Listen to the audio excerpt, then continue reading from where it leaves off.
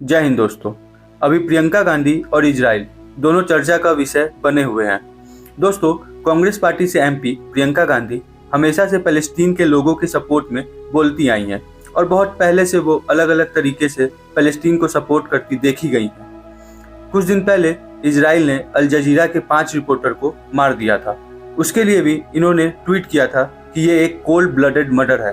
और फिर दोस्तों, अभी रिसेंटली प्रियंका गांधी ने इजराइल को लेके कुछ ट्वीट किया, जिसके बाद फिर इजराइल के एम्बेसडर ने खुल के उनका विरोध किया। तो पहले हम लोग देखते हैं प्रियंका गांधी ने अपने ट्वीट में क्या लिखा था। उन्होंने लिखा कि इजराइल की गवर्नमेंट खुल के जेनोसाइड कर रही है। इजराइल ने अब तक 60,000 लोगों को मार दिया है, जिसमें से 18,430 बच्चे थे। इसके बाद इन्होंने लिखा कि वहां पे सैकड़ों लोग भूख से मर गए, जिसमें बहुत सारे बच्चे भी हैं। और अब इजराइल जो कर रहा है उससे लाखों लोग केवल भूख से मर जाएंगे। और देखिए, ये बात तो सच है। गाजा की हालत बहुत खराब है। वहां पे अब इंफ्रास्ट्रक्चर के नाम पे कुछ बचा नहीं है। इजराइल ने पूरे गाजा को सपाट कर दिया है। अब वहां पे लाखों लोग बिना घर के ऐसे ही टेंट वगैरह में रहते हैं। उसमें भी उनके पास खाने के लिए कुछ है नहीं। और बहुत सारी कंट्रीज ऐसी हैं जो वहां के लोगों के लिए खाना भेजना चाहती है, पर इजराइल ने सारे रास्ते ब्लॉक कर दिए हैं।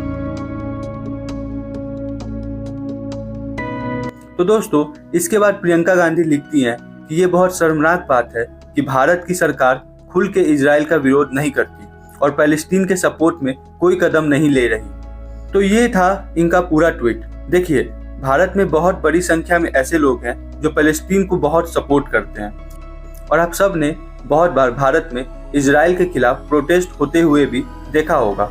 तो एक बहुत बड़ा तबका भारत में ऐसा है जो चाहता है कि भारत की सरकार खुल के इजराइल का विरोध करे और पैलेस्टीन के सपोर्ट में खुल के बोले। तो उन्हीं एंटी इजरायली लोगों को खुश करने के लिए प्रियंका गांधी ने ये ट्वीट किया था। अभी की गवर्नमेंट ने खुल के इजराइल के अगेंस्ट में कुछ बोला नहीं, जैसे फिलहाल बाकी के देश इजराइल की निंदा कर रहे हैं। लेकिन जब वो प्रियंका गांधी का ये ट्वीट देखेंगे तो वो सारे लोगों को लगेगा कि हाँ, ये एक नेता है जो अगर पावर में आएंगी तो खुल के पैलेस्टीन के सपोर्ट में बोलेंगी।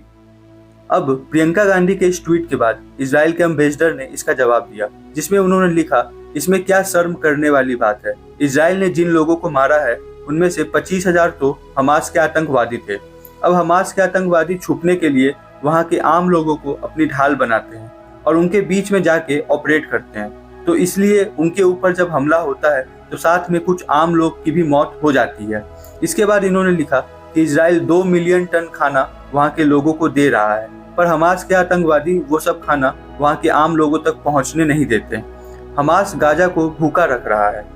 और इसके बाद लिखा कि गाजा की पॉपुलेशन लास्ट 50 साल में 450% बढ़ी है। तो वहां पे कौन सा जेनोसाइड हो रहा है।